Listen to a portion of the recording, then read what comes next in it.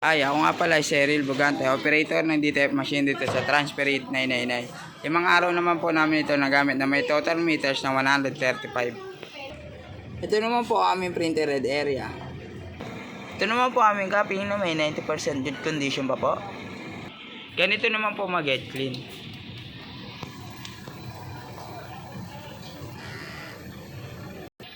After red clean, punasan ng wiper.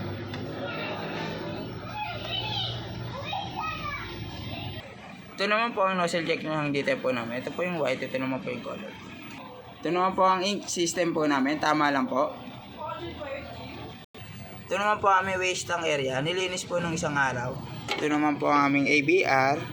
Ito naman po ang aming ground wire. Nakadikit po siya sa wall.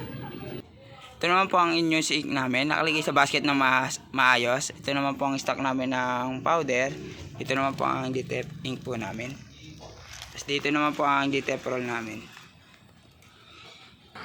Ito naman po ang consumable monitoring po namin. Sa white naman po, isa po yung nagamit. DTF powder, dalawa. DTF film, dalawa rin po. Cyan, isa. Ito naman po ang DTF output po namin. Ito naman po ang DTF daily checklist po namin. Updated naman po siya. Thank you.